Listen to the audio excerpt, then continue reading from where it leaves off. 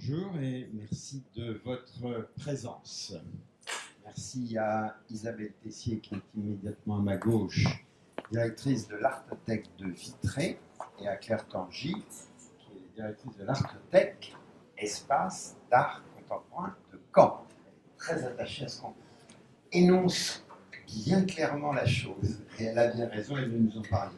Alors, l'idée de cet entretien, de cette rencontre, tient non seulement au fait que l'Artothèque de Caen est un peu à l'honneur, en quelque sorte, dans cette 3e édition de Soon Paris, puisque j'avais fait la proposition à Christine Fall et Karine Tissot de constituer une exposition appuyée sur la collection de l'Artothèque dans un vecteur très précis qui était l'appartement, pour reconstituer comme un petit appartement et inviter les gens à venir, viens chez moi, j'habite en Artothèque.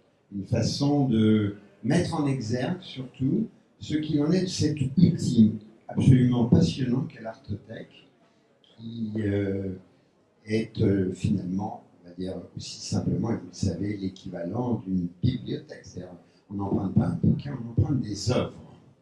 Et c'est une belle invention. C'est une invention, Claire, je crois bien avoir retenu ma leçon, qui remonte au début du XXe siècle. C'est ça, oui. Alors. Bon. Oui, c'est une invention qui nous vient d'Allemagne, de Berlin exactement, et qui date en effet du début du XXe siècle, lorsque des artistes, comme ça pourrait être le cas aujourd'hui, se sont trouvés un peu désolés de voir leurs œuvres s'entasser dans leurs ateliers et ne pas être partagées, ne pas être activées par leurs contemporains, en fait, par leurs concitoyens berlinois qui n'avaient pas accès à ces œuvres. Et ils ont eu cette idée de se réunir et de mettre ensemble leurs œuvres à disposition de leurs concitoyens par un système de location, tout simplement, qui était aussi un système de leasing, puisque en fait, lorsque les gens louaient des œuvres, ils constituaient un petit pécule qui leur permettait à un moment donné d'acquérir une œuvre. Mais tout comme l'expérience s'est prolongée, notamment à travers des groupes comme La Peau du Chat, des groupes de collectionneurs qui, chez nous en France, voilà, chez nous en France, voilà, qui ont travaillé sur le même principe.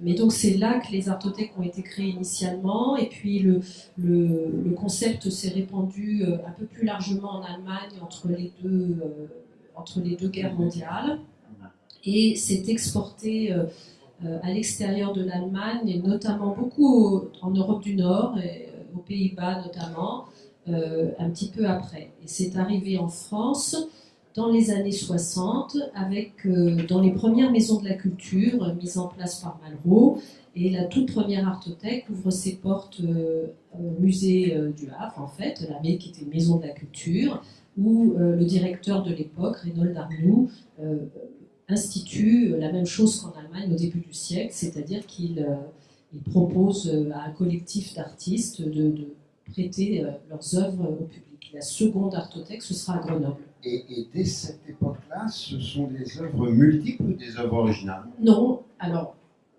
on est bien d'accord que les œuvres multiples sont des œuvres originales. On est d'accord, mais tu as compris ce que je vous dis, il y a des œuvres uniques. Voilà, non, c'est tout type d'œuvres. C'est tout type d'œuvres. Non, parce que comme il y a une tradition en Allemagne de l'art de la gravure et de l'estampe, qui remonte à Dürer et à Schongauer et à toute la clique, je m'interrogeais si c'était fondé sur le fait de cette tradition. Tu as raison, parce que celles qui se sont créées à la suite de cette première artothèque à Berlin ont été des artothèques qui constituaient des collections d'œuvres graphiques, et d'ailleurs ça s'appelait des graphothèques. Ah oui. Pour la plupart, voilà, oui. Et ici en France, il faudra attendre le début des années 80 et le ministère de Jack Lang pour que les artothèques telles qu'on les connaît aujourd'hui, celles plus institutionnalisées, voient le jour. Et donc à ce moment-là, une vingtaine d'artothèques sont créées avec le soutien du ministère de la Culture. Et puis, bien, le le concept a fait Flores, puisque d'autres artothèques ont continué de se créer, alors même que le ministère de la Culture avait cessé d'apporter son aide aux collectivités qui désiraient en créer. Okay. Alors, Isabelle Tessier, attends, on va l'ouvrir tout simplement. Je pense qu'il n'est pas ouvert en bas, c'est ce que j'ai appris. Maintenant, il marche, théoriquement. Je ne suis pas un magicien, mais j'ai appris là-dessus tout à l'heure. Isabelle Tessier, toi, tu diriges l'artothèque de Vitré. Cette artothèque, justement, elle existe depuis combien de temps? Elle est un des exemples, je dirais, d'artothèque du ministère Langue? Ah oui, elle est issue de la loi tout de suite après la loi de décentralisation en 1983. 1983. Qu'est-ce qui en fait sa spécificité? Alors la nôtre est vraiment liée au médium photographique, mais depuis les années 90, avec l'arrivée du critique d'art Bernard Marchevadel, qui s'est installé non loin de Vitré, donc à Croisy, en Mayenne, pour se consacrer à ses romans. C'est là qu'il a écrit notamment Vétérinaire, qui a eu le prix Goncourt des lycéens. Et Pierre Méhainery, donc, qui est toujours le maire de Vitré depuis 1978, donc, a su qu'il s'était installé tout près de Vitré et a décidé de le nommer directeur artistique de l'artothèque. Alors comme le budget d'investissement n'était pas très élevé, il a fait le choix du médium photographique qui à l'époque effectivement n'était pas vraiment élevé au rang de l'art. Et donc, ça a été un des grands défenseurs de la photographie, et on a notre collection de très grandes œuvres photographiques. Ça veut dire que dans un premier temps de collection, l'artothèque de Vitré était une artothèque essentiellement sur le graphique multiple estampes. Oui, comme toutes les autres artothèques. Comme les autres artothèques. On se rend compte d'ailleurs que le début des collections de ces artothèques des années 80 se ressemble, puisqu'on a des œuvres à peu près communes. Et de toute façon, les artothécaires étaient contraints aussi d'acheter des œuvres qui étaient issues d'une liste donnée par le ministère de la Culture. Ah oui, il y avait une liste donnée par le ministère de la Culture. Ça a duré voilà, très très peu de temps. Mais vous avez gagné votre autonomie et votre indépendance quand même. Ils n'aiment pas bien qu'on dise ça. Mais c'est bien qu'elle l'ait dit. C'était vrai. On le sait, mais c'est oublié. Non, c'est intéressant. Mais alors, effectivement, aussi, de la même manière, Claire, toi, au sein de l'artothèque, que tu diriges depuis quand? Depuis... oui, je sais, ça va être vraiment loin, mais... je ne sais plus, 89. 89. C'est pas toi qui l'as créé? Non. Mais je suis depuis l'origine. Ah, tu y es depuis l'origine? Oui. J'étais avec Patrice Cotonsin, on a ouvert l'artothèque C'est ensemble. Patrice qui l'a créé, l'artothèque? C'est la ville qui l'a... c'est la ville de Caen qui a répondu à cette... injonction ministérielle. Cette opportunité voilà, du ministère de la Culture de créer aux collectivités territoriales, notamment aux villes d'ailleurs, parce que la plupart du temps ce sont des villes qui se sont emparées de ce sujet-là. De ce sujet. Et donc la ville a souhaité créer une artothèque et on a ouvert l'artothèque. C'était Patrice Cotonsin qui est resté, je ne sais plus, c'est 3 ou 4 ans. Voilà, qui est parti, qui travaille à la galerie. Voilà, qui est l'un des directeurs de la galerie Le Long. Voilà, et on a commencé ensemble et j'ai pris la suite en fait très vite puisqu'il est parti très rapidement. Et donc, est-ce que depuis que tu la diriges, on est toujours sur le même tempo de type de collection ou est-ce que tu as donné une inflexion particulière? Alors, évidemment, ça a beaucoup évolué en 31 ans, heureusement. Aujourd'hui, on a une collection qui compte un peu plus de 1500 œuvres, dans laquelle on va trouver aussi bien de la photographie, ça s'est beaucoup développé alors que ce n'était pas très présent au départ, tout ce qui concerne le multiple en général, et aussi beaucoup de dessins. Donc, en gros, des œuvres sur papier, il y a quelques objets, quelques volumes, un petit peu de vidéo, mais c'est vrai que l'essentiel de la collection, c'est quand même des œuvres, on va dire, graphiques. Voilà. C'est-à-dire que quand tu dis qu'il y a des dessins, ça casse un peu l'idée que se fait souvent que l'artothèque, c'est du multiple. Alors, oui, c'était ça au départ, bien que ça n'ait jamais été complètement défini. Ça n'a jamais été dans les statuts? Non, non. En fait, encore une fois, c'est vraiment une idée qui est arrivée au même moment d'ailleurs que la création des FRAC et des centres d'art, suite à cette vague de décentralisation, mais le projet n'a jamais été circonscrit tellement, à dire vrai, mais il était aussi très peu accompagné de financement. Donc, c'était un petit peu flou. Il y avait quand même, de la part du ministère de la Culture à l'époque, l'idée de, à travers ces artothèques, peut-être relancer une politique de soutien aux ateliers d'édition, aux imprimeurs. Il y avait ça, c'était un petit peu compris dedans.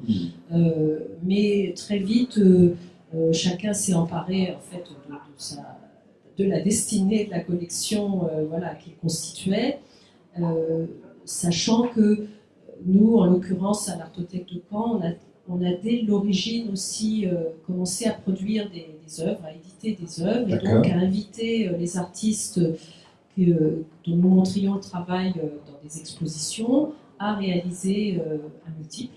Donc ça a été très très fort dès le début. Et quelle que soit la forme de ce multiple-là, donc on le voit dans l'exposition qui est là, puisqu'il y a aussi bien une nappe en toile cirée que un objet qui s'appelle 10 mois et qui est une pièce de Pierre Ardouvin, qui est une petite cuvette avec un miroir réfléchissant notre narcissisme. Voilà, donc avec cette volonté justement au sein de cette collection, d'abord de contribuer à la production d'œuvres, donc d'être agissant dans l'amont de la création et de ne pas seulement en récolter les fruits en aval, et puis aussi cette volonté d'offrir aux artistes, je dirais ce que j'appelle moi la matière artothèque, c'est-à-dire cette question du rapport intime à l'œuvre, du partage, de l'échange, de l'expérience de l'œuvre qui s'immisce dans le quotidien, que ce soit le lieu de vie, l'appartement, la maison, le logement en gros, ou le lieu de travail, ou le lieu où on est malade, comme l'hôpital. Voilà. On va parler tout à l'heure de votre clientèle, entre guillemets, parce que ça m'intéresse. On ne dit pas ça, non, mais moi je le dis comme ça. De ceux qui vous abonnez. Isabelle, donc, tu nous disais que la spécificité c'était la photographie. Juste comme ça, par curiosité, puisque nous avons bien entendu le parcours en quelque sorte de Claire Tanguy, le tien, avant d'arriver à l'Artothèque, il était déjà dans le circuit, je dirais, des structures institutionnelles artistiques. Mon parcours personnel, ouais. Oui, c'était plus du côté du patrimoine, hein, même si moi j'ai un DEA en art plastique, donc j'étais plus du côté de la production. Après, la recherche de travail a fait que je me suis dirigée plus pendant un temps vers le patrimoine et très rapidement. Et très rapidement. Et Vitré, tu y es depuis 17 ans maintenant. À 17 ans quand même. Ça commence à chiffrer. Alors, la spécificité, c'est la photo. Est-ce que, comment vous menez la politique de collection chez toi? Donne-nous un peu des informations là-dessus, parce qu'on connaît pas toujours Vitré et l'Artothèque de Vitré. Un peu moins, je veux dire, que l'Artothèque de Caen, je crois. Oh, un peu moins. C'est pour ça que je t'ai fait venir, c'est parce que je veux qu'on en parle. Elle est connue dans le milieu de la photographie. Oui, absolument. Très, très connue. Au moins à l'échelle nationale. Elle est très renommée pour sa photographie, pour ses expositions photographiques. Et en fait, l'enrichissement du fonds, de la collection, se fait à partir des expositions. On invite des artistes à exposer et à l'issue de leurs expositions, on leur achète des œuvres. Uniquement à partir des expos? Quasiment. Oui, je fais ça maintenant. D'accord. Oui. C'est plus facile aussi de dire aux artistes qui n'ont pas, d'œuvre, qui souhaiteraient en avoir dans la collection, que c'est quelque chose de lié. Par contre, notre enveloppe budgétaire, qui est vraiment très minime, nous permet quand même d'acheter aussi d'autres œuvres en dehors de ces expositions, et c'est là qu'on va plus acheter des estampes. D'accord. Oui, vous continuez aussi à acheter des estampes. Oui, parce qu'on en a presque autant que des photographies, puisque, comme tu le sais, la photographie coûte maintenant très cher. Très cher. Et puis il y a des tirages pigmentaires qui sont d'une nature, je dirais, physique différente de la photographie, soit numérique, soit vintage, qui évidemment est d'un accès plus facile, le pigmentaire. Oui, je sais pas trop de. Ah, oui. Effectivement, c'est vrai qu'on peut s'acheter des œuvres de Stéphane Couturier parce que Voilà. le portfolio, effectivement, parce qu'ils sont beaucoup moins chers que ces tirages argentiques. Tu évoquais le budget d'acquisition, comme c'est un bien, une institution publique, on peut connaître, je pense, le montant de ce budget. Ah ouais, il est Ce budget, minime. il Hein. est public. Pendant un temps, il était à 20 000 euros, c'est descendu à 10 000 euros. Donc c'est 10 très 000 peu. Et quel est ton budget d'acquisition? 50 000 euros. 50 000 euros, ça fait rêver. Ça s'appelle Vitré, je suppose. Oui, oui, en même temps, mes élus m'ont demandé si je souhaitais qu'on augmente ce budget. Et j'ai dit non. Pardon? Oui, j'ai dit non. Bon. J'ai dit non pour la simple et bonne raison que voilà, notre équipe est microscopique. Hein, C'est-à-dire? Deux. On est deux. Donc, Ah, vous êtes deux. Ouais. Donc, Vous êtes combien à Caen? On est 5. C'est ça. On se croit sur un ring. Mais c'est Non, mais aussi il y a pas- deux villes qui n'ont pas la même Mais taille. bien sûr, non, mais tout à fait. Non, mais c'est pour C'est 18 000 marquer aussi la habitants. Voilà, c'est 18 000 Oh, mais habitants. 18 000? Oui, d'accord, évidemment, c'est très différent. C'est très petit. Donc tu as dit non, parce que vous Non, n'êtes parce que deux. qu'on n'est que deux. Et alors, l'artothèque, effectivement, il y a 3 volets quand même dans une artothèque. Donc, il y a Alors, les 3 volets. les 3 volets. Donc, il y a la question de la collection qu'on évoque souvent en premier, qu'on réduit malheureusement souvent à ça. Mais on a également la programmation, donc avec des expositions, donc des résidences d'artistes. Et j'inclus aussi des éditions. Alors, ça peut être des éditions d'œuvres, ça peut être des éditions aussi de livres. Et le 3e volet, c'est la médiation. Donc, moi, je suis sur la programmation, ma collègue sur la médiation, et la collection, ben, c'est entre nous deux. Donc, il y a tout l'inventaire aussi à réaliser. Enfin, c'est quand même quelque chose. Il faudrait des budgets supplémentaires aussi pour les encadrements, parce qu'on ne peut pas acheter d'œuvres sans les encadrer, pour cette question de diffusion. C'est quand même un bon boulot. Quand même. Donc en fait, si je comprends, quand tu as répondu non, quand on t'a proposé, les élus te proposent d'augmenter le budget de collection, tu sous-entendais là-dessous non, mais donnez-nous un poste supplémentaire. Ah oui, alors on l'aura jamais. non, on l'aura jamais. Enfin, là, il est question de mutualisation un peu partout sur le territoire, de toute façon. Donc, l'artothèque et la médiathèque de Vitré devraient être mutualisées avec aussi le réseau des bibliothèques de Vitré Communauté. Là, je prendrai la direction artistique de ce réseau. Ça représente un certain nombre d'entités. Il y a 45 entités là. Ah oui, quand même. Oui, quand même. Ouais, ça fait pas mal d'entités. C'est pas mal comme mutualisation alors peut-être. Oui, ça peut être intéressant. Et quels sont les services, les fonctions qui seront mutualisées à ce moment-là? Et qu'est-ce que vous partagerez? Alors là... La com, par exemple, non? Alors déjà, partager peut-être un même lieu, parce que là, on est dans des lieux différents. Partager un même lieu, d'accord. L'idée, c'est de prendre une réserve foncière donc, qui est juste à côté de la médiathèque et de créer vraiment un espace où l'artothèque aurait, donc il serait lié vraiment physiquement à la médiathèque, mais aurait et son espace d'exposition et sa galerie, son espace de prêt. Oui. Ce qui n'est pas le cas aujourd'hui. Aujourd'hui, on a 2 lieux. Donc, la collection est dans le centre culturel. Donc on a à peu près 220 mètres carrés. D'accord. Et on a une galerie d'exposition dans le centre-ville. Ah, qui est détachée. Qui est détachée. Donc, J'avais 2 pas en mémoire personnes, du plus tout une ça. vacataire le week-end, c'est vrai que c'est un peu complexe. C'est compliqué ça. Donc, et c'est vrai que pour rebondir sur le non, la dernière fois, quand j'avais dit aux élus non, je ne souhaite pas un budget d'investissement plus important pour les acquisitions, enfin pour l'instant, peut-être que quand on sera mutualisé ici, ils m'ont dit, écoute, s'il y a besoin à un moment donné, de toute façon, on sera là pour t'aider en termes d'investissement, ce qui a été le cas pour l'exposition d'été, puisque la galerie d'exposition qu'on avait a été vendue à un libraire. Donc il a fallu retrouver un lieu, qu'il a fallu aménager. Et donc le budget d'investissement a servi aussi à ça, à l'aménagement.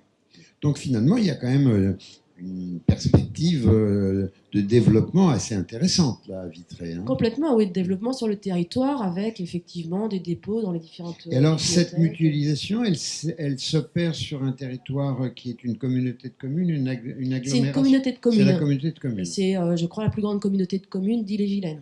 D'accord, ok.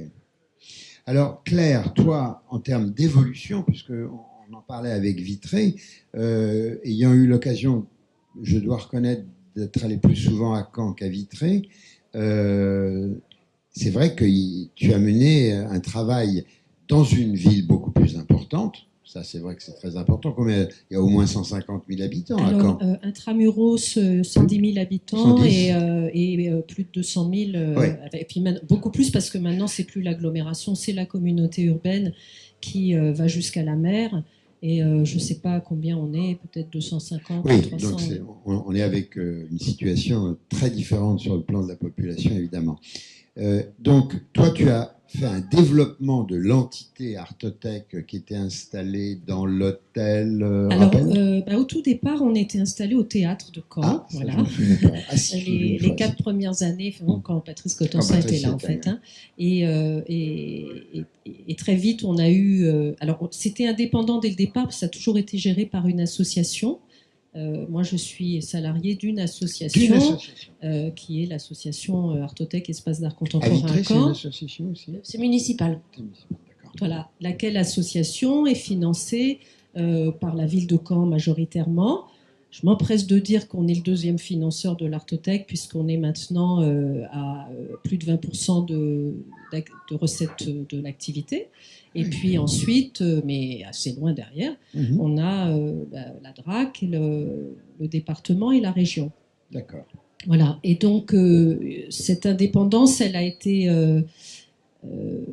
importante, alors difficile, hein, parce qu'on peut se retourner, il n'y a personne, quoi. On sait que c'est nous 5, il n'y a personne d'autre, et qu'il faut être polyvalent. Et, voilà. Quand je dis qu'on est 5 personnes, sur les 5 personnes, il y a 2 emplois aidés. Hein. D'accord. Donc là, on est au pied du mur, là, maintenant. Voilà. C'est ce qu'on entend. Mais cette indépendance, elle nous a permis de construire un projet cohérent. De n'avoir aucune ingérence de qui que ce soit à l'intérieur de ce projet et de conduire ce projet, alors parfois difficilement, avec des petits moyens, etc. Mais finalement, à force d'engagement, de conviction, on a emmené avec nous nos partenaires financiers et aujourd'hui, l'Artothèque... on ne peut jamais prédire de l'avenir, mais je pense qu'elle est incontournable et qu'elle est extrêmement ancrée dans le paysage institutionnel. Oui, et puis elle offre à voir un profil qui balance entre un centre d'art, je dirais presque un musée, quand on voit les racks qu'on voit à l'écran, là où sont stockés, vous voyez, à droite, le bâtiment, il est quand même assez magistral, quoi. Je veux dire, il est imposant en plus. Donc oui, depuis 5 ans maintenant, on est dans ce très très beau bâtiment qui s'appelle le Palais Ducal. Donc ça aussi, ça contribue même dans les yeux de nos financeurs d'ailleurs à nous asseoir un peu plus, même si c'est eux qui nous ont mis dans le bâtiment et qu'on y fait la même chose. Mais voilà, on gagne en étoffe, je dirais. Et ce qui nous conduit aujourd'hui, d'ailleurs avec nos partenaires financiers, hein, à envisager de demander, et c'est ce qui est en cours, le label Centre d'art contemporain d'intérêt national, donc ce qui devient, je pense, une mesure qui va s'imposer un peu partout si on veut travailler avec un avenir un petit peu pérenne. Donc la décentralisation s'est poursuivie de façon un petit peu plus importante avec la loi NOTRe et la loi CAP qui a acté donc la question des labels, notamment donc Centre d'art et FRAC. Il n'y a pas d'autres labels, donc c'est ce label de Centre d'art contemporain qu'on demande maintenant, et effectivement de la part de nos partenaires du ministère de la Culture, il nous a été répondu que bien sûr on coche déjà toutes les cases, mais je suis en train d'écrire un projet artistique et culturel qui va être défendu pour l'obtention de ce label. Et tu n'as pas crainte que si vous l'obtenez, tu perdes un peu de ton indépendance ? Parce qu'on sait bien que dès lors qu'on est labellisé par le ministère, il y a un cahier de charge derrière et quelques comptes à rendre. Absolument, mais je pense que ça devient incontournable. Par rapport à des moyens. Par rapport à des moyens, par rapport à la consolidation d'un avenir. D'accord. Voilà. Parallèlement, on est aussi en train de travailler. Alors, dans pas mal de régions, ça existe, même si c'est pas encore arrivé partout, sur un schéma d'orientation et de développement des arts visuels, ce qu'on connaît mieux peut-être sous le sigle SODAVI. Et là, c'est une une invitation qui a été faite par la DGCA, le ministère de la Culture, et notamment par Pierre Oudard, qui est maintenant qui a quitté ses fonctions, mais qui était une invitation faite vraiment aux acteurs de l'art contemporain de se saisir des projets et de se réunir autour d'une table, de travailler ensemble, de faire un cahier de propositions destiné ensuite à mieux définir avec les décideurs, avec les partenaires financiers, bon, en gros les collectivités locales et les DRAC, quelles seront les lignes directrices du champ des arts visuels sur les différents territoires. Donc on travaille à ça et j'anime ce réseau-là, moi, en Normandie. On travaille à ça actuellement. Je pense que de la part de la DGCA et notamment de Pierre Oudard à l'époque, l'idée était vraiment que les acteurs s'emparent des choses, craignant, je pense aussi, que des débordements éventuellement politiques qui pourraient interférer. Donc il y a un exemple qui est celui de la Nouvelle-Aquitaine, où ils arrivent au terme des propositions, d'un cahier de propositions, au bout de 3 ans vraiment de travail en commun. Et c'est 200 acteurs qui se réunissent et qui se mettent autour d'une table. Donc ça, c'est assez important. Donc ils ont fait un cahier de propositions et aujourd'hui, ils rentrent dans le vif du sujet puisque ces propositions, elles vont être débattues avec les décideurs et des choses vont être contractualisées. Et donc les acteurs, pour la première fois, ont contribué au dessin et au destin du schéma des arts visuels sur le territoire de la Nouvelle-Occitanie. Et c'est ce qu'on amorce, nous, en Normandie. Alors, la façon dont Claire nous parle de tout ce devenir à Vitré, qui est donc une plus petite commune, on l'a bien compris, comment les choses se définissent en dehors de ce projet donc, de mutualisation? Est-ce que, par exemple, dans le contexte de l'Artothèque de Vitré, qu'est-ce qu'il y a d'autre comme configuration art contemporain avec qui le partenariat peut s'établir dans cette région? Ça s'établit de façon différente. Nous, on va plus parler de projets, des projets à définir ensemble, des projets artistiques, mais ça ne se décide pas au niveau politique pour l'instant. En tout cas, il y a un réseau art contemporain en Bretagne qui est très actif. Oui, on fait partie de l'association Art contemporain. La région Bretagne. On fait partie de l'association art contemporain en Bretagne. Effectivement, c'est un réseau très très actif sur le territoire. Donc qui développe des formations, qui est aussi un outil de communication pour faire reconnaître et connaître nos structures. Mais effectivement, n'étant pas une association, c'est vrai que moi je dépends plus de la ville ou de la communauté de communes. D'accord. Ouais. Et alors, dans le fonctionnement même de l'Artothèque de Vitré, tout à l'heure tu parlais de la façon dont tu travaillais, c'est-à-dire que tu faisais des expositions d'artistes que tu ne collectionnais pas pour pouvoir les collectionner en quelque sorte.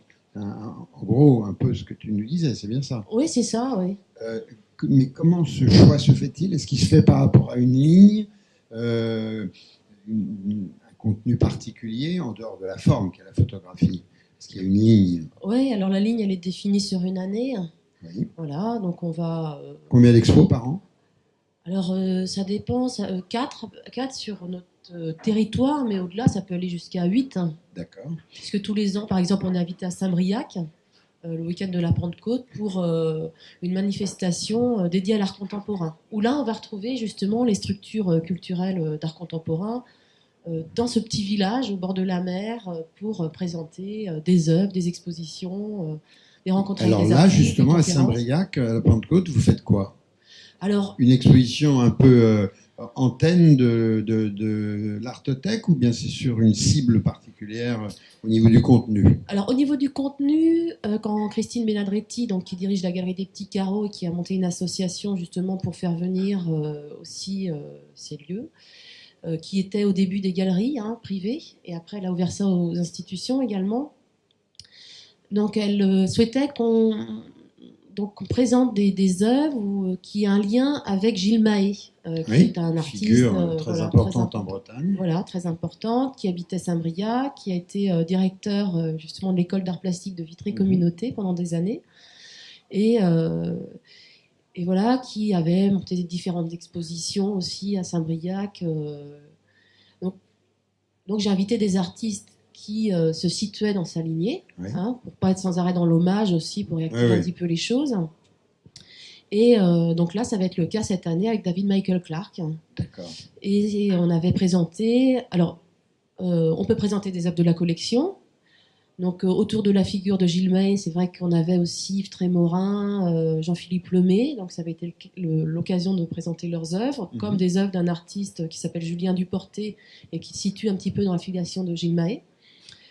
Donc, on peut présenter des œuvres de la collection, ce qui permet aussi de la diffuser, de la faire savoir. Et on peut inviter des artistes qui se situent, comme je le disais, dans cette filiation. Et alors, tu parlais d'une ligne annuelle. Oui.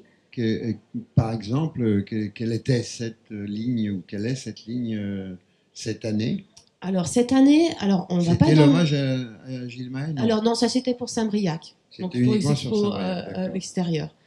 Donc, cette année, on va plutôt valoriser la peinture, médium peinture. Donc, avec une exposition de Michel Monte. On aura également Simon Poligné, qui est un artiste rennais. Et on va également inviter, donc elle n'est pas spécialement du côté de la peinture, mais Dominique Debert, en fin d'année. Alors l'année dernière, on avait donc Paul Pouvreau. Donc là, on s'était plus donc attaché à la question de... on va dire la question du recyclage. Donc, on a eu une aide du département pendant 2 ans. Donc, c'est une résidence mission. Donc, tu accueilles l'artiste. Voilà, qui nous permettait d'accueillir l'artiste. Donc, c'était très bien subventionné, en fait, par le département, puisqu'il nous versait 10 000 € par an pendant 2 ans. D'accord. Ce qui a permis quand même de mettre en place quelque chose d'assez important. Et j'avais souhaité également créer un partenariat avec l'usine de recyclage, le SMICTOM Sud-Est 35, qui travaille presque à l'échelle du département. Et donc Paul travaillait justement dans leurs différentes déchetteries, dans leur usine de recyclage. Et là, il y avait un financement aussi de l'entreprise. Voilà. C'est tout un maillage comme ça de partenaires. Oui, on essaie effectivement de toucher bien sûr différents publics, mais aussi de toucher différents partenaires. Donc ça peut être des entreprises. Là, c'était un syndicat mixte, c'est pas une entreprise. Ça peut être, on peut travailler aussi avec d'autres lieux d'art contemporain, avec les hôpitaux, comme tu le disais, Claire aussi. Vraiment différentes portes, différentes ouvertures. Alors, je voudrais qu'on parle maintenant de ce que j'appelais maladroitement tout à l'heure votre clientèle. Et on va enlever ce mot, il n'est pas beau, effectivement, vous n'êtes pas des commerçants. On va dire vos abonnés. Donc, Claire, dans cette longue période de 31 ans à laquelle tu faisais allusion, comment cette population d'abonnés a-t-elle évolué? Alors, j'aime bien que tu emploies le terme de population parce qu'effectivement, on ne dit pas non plus public, parce que le public, c'est les gens qui sont déjà là et qui sont en position très revendiquée et volontariste d'être le public. Donc nous, on s'adresse à la population déjà, c'est-à-dire au non-public aussi, enfin, qui n'est pas encore public. Et surtout, on ne s'adresse pas à une masse anonyme et on s'adresse à des individus, tous les jours, qu'on connaît. Donc ça, c'est quelque chose d'assez inouï. Concernant la transmission de l'art contemporain, je pense que les artothèques sont vraiment, pourraient être des laboratoires d'observation assez singuliers, parce que elles le sont, oui, mais jusque-là, il n'y a pas eu de recherche spécifique engagée là-dessus. C'est quelque chose, moi, que j'aimerais qu'on puisse mettre en place, notamment avec notre association l'ADRA. Oui, on va en parler. Voilà, donc d'offrir aux chercheurs, mais avec des focales assez différentes, que ce soit le sociologue, le philosophe, la neuroscience, voilà, cette capacité d'observer effectivement quelles sont les mécanismes à l'œuvre entre une œuvre précisément et un individu. Qu'est-ce qui se passe dans cette relation d'intimité à l'œuvre? Alors, pour commencer, je dirais qu'il y a notre singularité, c'est qu'on offre à chacun la possibilité de faire l'expérience de l'œuvre dans la durée. Une durée assez longue, puisqu'il s'agit de 2 mois, non seulement dans la durée, mais aussi dans l'intimité, soit de son lieu de vie, de son habitation, soit d'un lieu de travail. Donc, ce qui est très très différent du fait d'aller voir une œuvre dans un lieu consacré, que ce soit un musée, un lieu d'exposition, une galerie, etc. Je vais donner quelques chiffres aussi pour qu'on se rende compte. Aujourd'hui, on a à peu près 400 emprunteurs particuliers et environ 350 groupes constitués, que ce soit des établissements scolaires, des entreprises, des hôpitaux, le centre de détention, etc. Voilà. Ce qui représente au quotidien, là au moment où je vous parle, une population d'environ 20 000 personnes qui sont concernées par la présence d'œuvres à proximité d'eux, là où ils sont. C'est énorme, hein. C'est quelque chose d'énorme. Donc ce travail de transmission très fin, il est et de fond, il est fait, voilà, je pense que et ne peut se faire que dans la durée, c'est-à-dire qu'on ne peut pas se dire tiens on va essayer d'implanter l'Artothèque, puis dans 2 ans s'il n'y a pas le nombre d'abonnés qu'il faut, on arrête tout. Alors là, évidemment on arrêtera, parce que c'est très très long à mettre en œuvre, mais ça génère un rapport à l'œuvre. Moi je dis souvent qu'on donne l'opportunité aux œuvres d'œuvrer, c'est-à-dire de faire leur boulot d'œuvre. Et il y a une anecdote que j'aime bien raconter. Excuse-moi, je te l'ai racontée hier, mais je la raconte parce qu'elle est assez probante de cet outil Artothèque. Voilà, il y a quelques années, on avait organisé une exposition qui était en 2 temps, 2 temps concomitants d'ailleurs.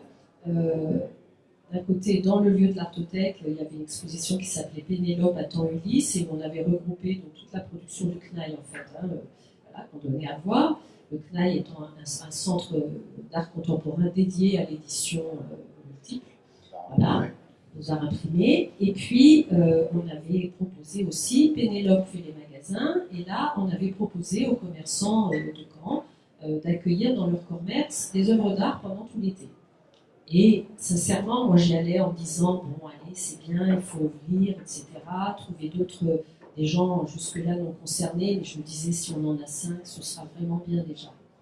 Ça a été un raz-de-marée, tout le monde voulait une œuvre. Et donc on a mis des œuvres un petit peu partout, toujours à la demande des commerçants, bien sûr on n'imposait rien du tout, et l'anecdote, la voici, un magasin de pantalons qui était rue Saint-Pierre, juste derrière l'Artothèque, voilà, avec sa patronne, vient nous voir, elle nous dit, moi je voudrais mettre une œuvre, mais je vais choisir moi-même parce que je sais ce que je veux plutôt une œuvre très colorée, géométrique, assez grande, etc.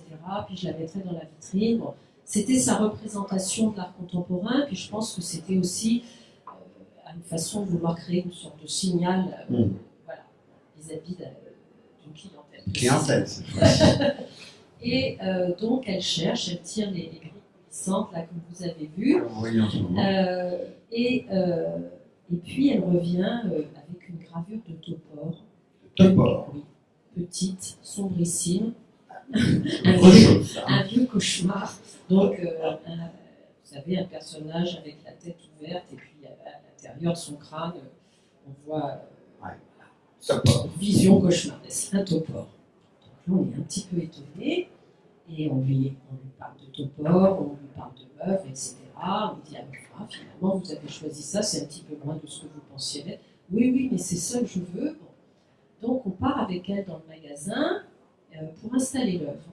Et là, on lui dit, donc, vous avez une idée de l'endroit où vous voulez la mettre? Et elle nous dit, sans hésiter, oui, je vais la mettre dans la cabine d'essayage, parce que la cabine d'essayage, c'est l'endroit où on est seul avec soi.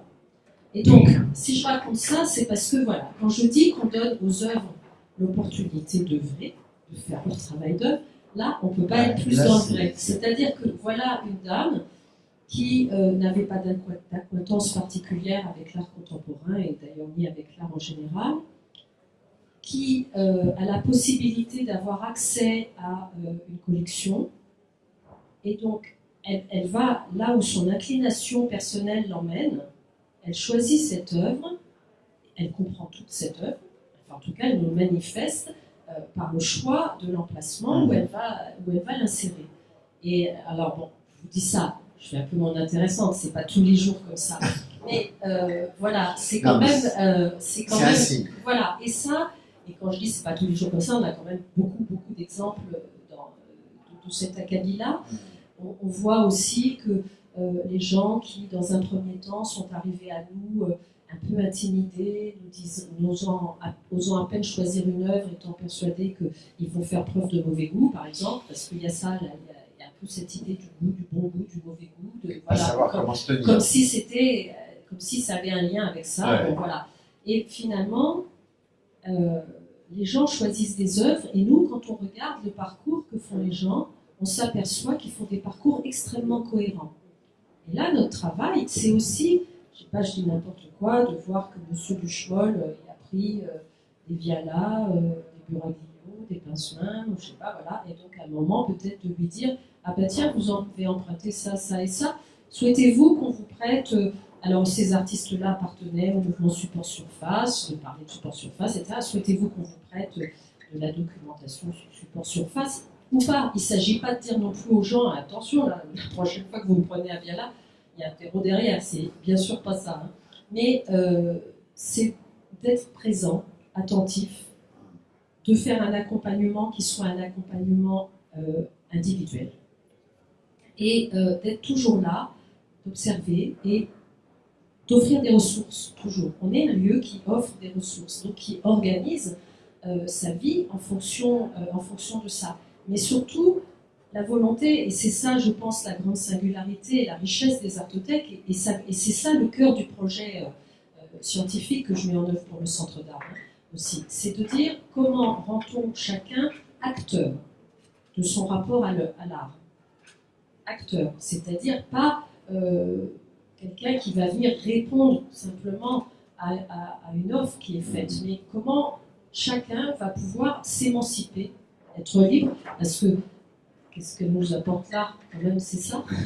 Et nous, on fonctionne avec de l'argent public, on met en place une politique une action culturelle qui ressort de la politique culturelle, et c'est en ça que je dis que nos projets sont des projets politiques, qu'on revendique comme tels, des projets citoyens, en tout cas, enfin politiques au sens effectivement de la cité du citoyen.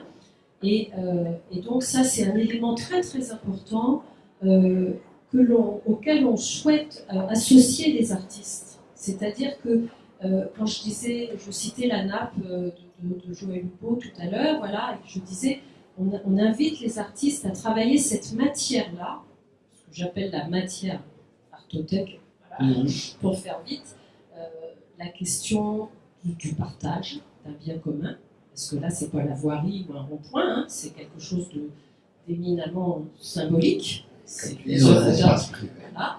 Donc, on partage une collection, on en prend soin ensemble, on fait en sorte que ça puisse continuer comme ça aussi. Les emprunteurs, ils ne veulent pas que ça s'arrête, hein. Ils sont des citoyens à cet égard-là aussi, et les artistes de la même façon. Je regarde Christophe Rob qui est là, dont d'ailleurs on a quelques œuvres dans la collection, parce que Christophe, était là pour les 30 ans de l'Artothèque, tu as vu comme aussi bien les artistes qui nous avaient accompagnés pendant ces 30 ans, il y en avait une centaine ce jour-là, que la population, les emprunteurs, etc., constituent en quelque sorte une communauté assez soudée et où chacun est concerné et chacun est responsable de la structure. Et donc, par exemple, pour en revenir à la nappe, Joël, on lui a dit qu'est-ce que tu as envie de faire qui soit un multiple, mais qui est trait à tout ça. Et ça a été sa réponse, c'est-à-dire une nappe, un objet à valeur d'usage, mais il se trouve que c'est une œuvre, voilà, et sa proposition qui rassemble. Voilà. Sa proposition, c'était que quand on prête l'œuvre, les gens rendent compte de ce qu'ils ont fait avec l'œuvre à travers des photographies, des textes, des petits films, et puis qu'une fois par an, on réunisse les emprunteurs de la nappe avec lui et qu'on dîne ensemble sur cette nappe. Voilà le genre de choses. Alors, Isabelle, on peut supposer que à Vitré, qui est donc une commune beaucoup plus petite, la population en question d'abonnés est plus réduite, mais qu'en est-il de cette population à Vitré? Quel est le profil, je dirais, sociologique? Comment a-t-il évolué s'agissant de l'Artothèque que tu diriges? Alors le profil, j'insistais tout à l'heure sur la médiation, je pense que c'est vraiment important. Ça permet aussi de toucher beaucoup d'établissements scolaires, notamment, c'est ce que tu rappelais. Effectivement, s'il n'y avait pas de médiation, je pense qu'on n'aurait pas autant de personnes, de public. Donc, c'est vrai qu'on touche beaucoup de scolaires. C'est peut-être les premières personnes qu'on touche, d'ailleurs. D'accord. On a effectivement... En tant qu'emprunteur, non? Non, pas spécialement, mais en tant qu'usager. D'accord. Mais sur 17 ans, tu as peut-être vu quand même des scolaires qui sont, avec l'âge montant, devenus des emprunteurs. Ah, mais ce qui est extraordinaire, là je parlais de Simon Poligné tout à l'heure, qu'on invite à exposer en janvier. En fait, il est né à Angers, mais il a vécu à Vitré pendant des années. Ses parents étaient des emprunteurs. D'accord. Voilà. Donc il y a une anecdote aussi, c'est... donc lui, il a vécu avec des œuvres de l'Artothèque. Autour de lui. Voilà, autour de lui, il a fait l'école des Beaux-Arts. Il me confiait la semaine dernière, parce que j'étais dans son atelier, que pour lui, pendant très longtemps, il n'envisageait pas d'œuvre sans encadrement. Donc, pour financer ses études, il voulait absolument faire un métier d'encadreur. Donc, il s'est formé en encadrement, et l'été, il encadrait des œuvres. Voilà. Et là, il commence à sortir justement de cette question d'encadrement à travers la peinture qu'il explore de façon différente. Je pense que ça commence à le libérer aussi. Il y a des magnifiques collages encadrés que je suis tout à fait ravie de présenter. C'est vrai que quand je l'ai invité à exposer à Vitré, il était vraiment très ému. Vraiment très ému. Alors, par rapport aux emprunteurs et par rapport au contenu de la collection, photos et estampes, comment cela se distribue-t-il? Alors, je rejoins Claire, hein, c'est vrai qu'on voit, enfin on vit la même chose. On a des emprunteurs qui viennent, c'est vrai qu'en Bretagne, il ne fait pas toujours très beau, hein, le ciel est souvent gris, mais il fait doux. Donc on a des emprunteurs qui veulent de la lumière, de la couleur, des peintures assez expressives, donc ils viennent pour ça. Et donc effectivement, au début, ils vont prendre ce type d'œuvre, et au bout d'un an, ils ne prennent plus que de la photographie en noir et blanc. Alors ils ne vont pas jusqu'à emprunter des basins, il y a quelques scolaires qui en empruntent encore. C'est assez étonnant parce que je vois que ces œuvres-là sortent pratiquement plus, malheureusement. Mais ils vont quand même choisir des œuvres de l'atelier photographique français, donc qui a bien soutenu la Marche Vadel, et qui ne sont pas toujours des œuvres très simples d'accès. Je pense par exemple aux photographies de Jean-Philippe Reverdeau. Voilà, qui sont assez sombres. On n'arrive pas toujours à déterminer le contenu, etc. Non, elles sont vraiment diffusées. Est-ce que vous mettez en place des systèmes, je ne sais pas quelle nature, pour fidéliser la population qui vient la population d'emprunteurs? Oui, parce qu'on propose, alors on essaie de récolter justement les adresses e-mail de chacun, et on propose, c'est toujours dans le cadre de la médiation, des ateliers ouverts et gratuits pour l'instant, avec des rencontres d'artistes ou d'ateliers de sérigraphie. Donc là, ça va être le cas avec l'atelier de sérigraphie La Presse Purée, qui est un atelier rennais, où pendant les vacances, la population va être invitée justement à rencontrer ces personnes, à créer un livre sérigraphié, avec l'artiste qui sera invité, qui lui-même justement a créé un livre d'artiste avec cet atelier. Et alors, dans le cadre des productions, est-ce que ces productions, qui sont donc par nature multiples, deviennent des éléments d'une économie interne à vos propres revenus? Oui, tu parles des ventes qu'on pourrait faire. Oui, mais ça, nous, on est loin du chiffre que m'annonçait Claire hier. Hein, mais quand même, ça représente combien en termes de pourcentage? Je ne sais pas, ça représente peut-être 5% quand même de l'enveloppe budgétaire. Mais par exemple, est-ce que vous avez à Vitré un site où moi, à distance, je pourrais acheter éventuellement un multiple que vous produisez?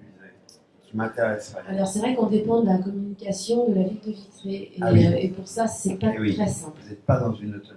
Non, on n'est pas dans une autonomie. Alors, la médiathèque, justement, elle a sa page Facebook, on ne l'a pas. Donc, quand on va être mutualisé, je pense qu'on va créer une Gagner un peu d'indépendance. d'indépendance. Ouais. Là, on va prochainement, normalement, dépendre de Vitré Communauté. Et c'est vrai qu'en termes de communication, peut-être que les choses vont évoluer aussi, avec une vraie équipe de communication plus élargie que celle de Vitré. Peut-être un peu plus au fait des nouveaux outils aussi de diffusion et de communication. Mais c'est vrai qu'on n'a pas, malheureusement, un site aussi. Et en termes de publication, parce que je crois me souvenir qu'à l'époque de la Marjolaine, il y avait quelques. En plus, il était sensible à tout ce qui était édition. Oui. Il y avait eu des publications qui ont marqué d'ailleurs un peu l'époque. Est-ce que vous avez pu continuer? Ah oui, on continue. On essaie de faire deux sorties d'ouvrages par an. Donc là, qu'est-ce qui va sortir? Le Monde à plat de Paul Pouvreau. C'est donc qui va être édité par Loco. Là, ça devrait sortir la C'est semaine dans la prochaine, je crois. qualité d'une monographie, non? Ah ouais, c'est Un vraiment pavé. un pavé, Super. oui, avec une aide du CNAP. D'accord. Et comme il était en résidence, on a décidé de faire deux petits ouvrages aussi, qui sont, je pense que un va pouvoir servir d'exemple.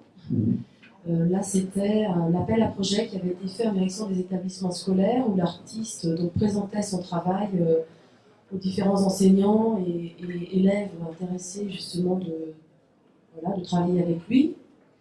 Mais chaque enseignant décidait de développer un axe de travail assez proche, qui pourrait se situer dans la lignée de travail de Paul Pouvreau. Et ensuite, les productions réalisées par les élèves étaient présentées dans notre espace de prêt. Donc on a fait, ça va être imprimé le 15 décembre, une petite édition comme ça où on voit une œuvre de Paul qui a servi de référence aussi aux élèves et la production des élèves. Qui amène aussi autre chose, c'est-à-dire que c'est pas une répétition du travail. On va vraiment au-delà de ça, à tel point que j'ai remarqué ça, et lui-même l'a dit, qu'il avait été aussi influencé pour développer d'autres axes Dans son propre travail. Alors, on va terminer peut-être, parce que je vois le temps qui tourne. Je m'adresse à, je crois maintenant avoir appris hier, l'ancienne présidente de l'ADRA, c'est ça? Et à la nouvelle présidente de l'ADRA. Oui, je suis entouré de présidence tout de même. Alors, qu'est-ce que c'est l'ADRA, Claire? Alors, l'Association de développement et de recherche sur les artothèques. Qui existe depuis? Qui existe depuis 99. C'est quand? 99, le colloque, tu sais, tu avais été invité d'ailleurs à intervenir, qui rassemble des artothèques qui sont publiques, pas d'autres types d'artothèques qui peut exister un peu commercial. Et donc, cette association s'est donnée pour mission d'abord d'être aussi un moyen de communication pour l'ensemble des artothèques, mais surtout un lieu de rencontre, un lieu d'échange entre les expériences que chacun mène dans sa propre artothèque et un lieu de recherche, comme je l'avais vu, on le voit dans l'acronyme ADRA, ce R qui correspond au mot recherche. Et on espère pouvoir mettre ça en œuvre. Ça l'a été plus ou moins, mais pas dans ce qu'on pourrait qualifier d'une recherche scientifique jusqu'à présent. Mais en tout cas, c'est vraiment une façon aussi d'être une plateforme un petit peu plus visible que l'addition simplement des artothèques comme ça qui seraient isolées. L'ADRA, bien sûr, adhère au CIPAC, qui est la fédération qui regroupe toutes les organisations professionnelles de l'art contemporain en France. À ce titre, elle est une des composantes du paysage institutionnel de l'art contemporain en France. Mais c'est vrai que on voudrait à l'avenir, mais ça va être la tâche d'Isabelle. d'Isabelle et de Elodie Derval, qui est directrice de l'Artothèque d'Angers, puisqu'elles sont toutes les deux co-présidentes maintenant. De présidé à la destinée, à la mise en route de ces questions, de toutes ces problématiques très présentes dans les artothèques, mais qui tournent beaucoup sur la question de la diffusion, donc de l'œuvre multiple, de la réédité et du rapport intime qu'on entretient aux œuvres.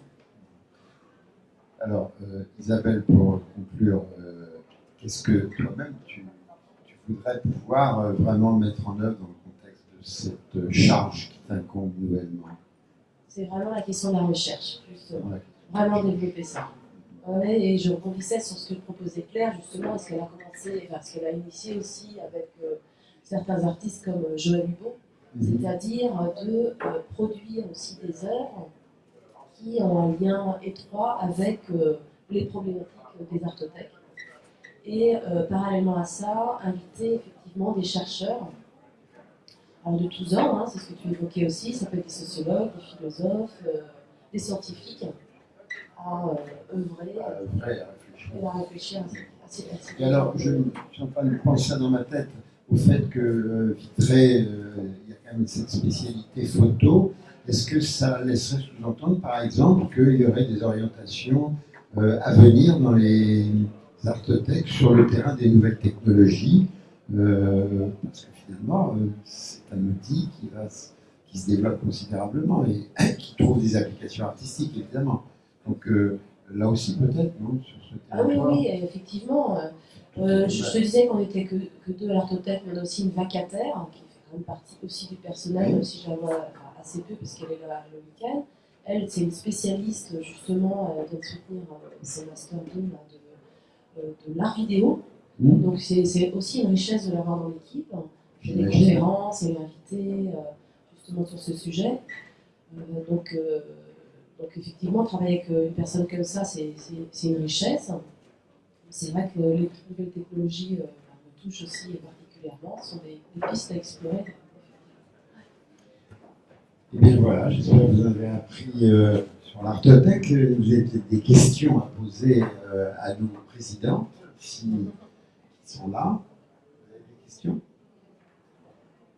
Moi, je vais en poser une à l'artiste qui est avec nous, Christophe.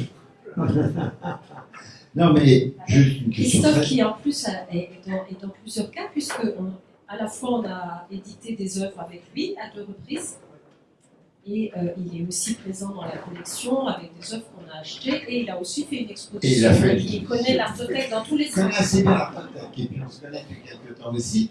Non, mais justement, qu'est-ce que, dans ton travail, je dirais, au sens le plus large du terme, qu'est-ce que le fait de l'artothèque a-t-il apporté, ou qu'est-ce que tu en attends? Comme tu as une bonne voix, je pense que tu as plein de micro.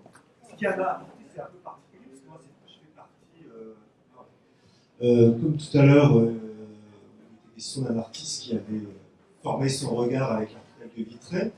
Moi, ça a été aussi mon cas à Caen. Parce que moi, j'ai fait les études à Caen, et l'artothèque faisait partie des lieux que j'allais visiter régulièrement, à la fois pour les expositions, pour la collection, pour les rencontres qui s'y faisaient.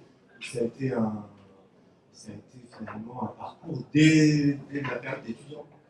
Après, ça a continué jusqu'à maintenant. Mais voilà, ça a formé, ça a été formateur. Après, qu'est-ce que j'en attends en tant qu'artiste? C'est une question un peu délicate.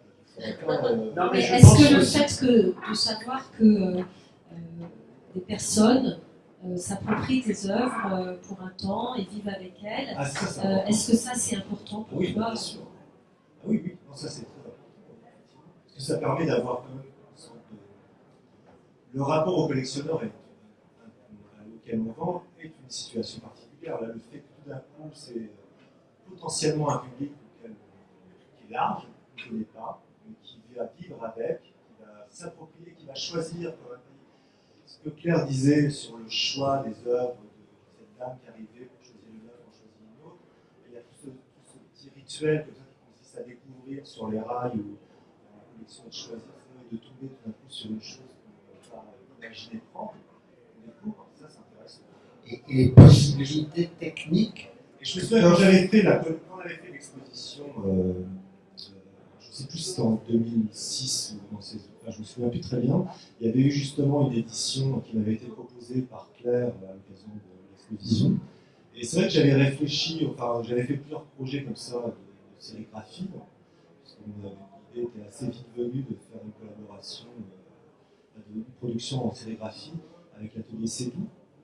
Et effectivement, une des préoccupations, enfin une des idées comme ça qui avait permis de construire cette petite image était liée au fait que j'avais affaire à une image qui allait être encadrée et qui allait circuler. Donc j'avais pensé l'image en fonction vraiment de cette idée qu'elle allait être encadrée, puisqu'elle devait se déplacer et qu'elle devait être choisie. Donc l'image avait été pensée à partir de ça.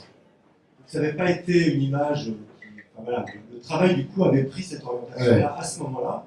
Et du coup, ça avait permis de rebondir et de réfléchir comme ça sur une forme, voilà, sur une forme un peu particulière ou sur une façon de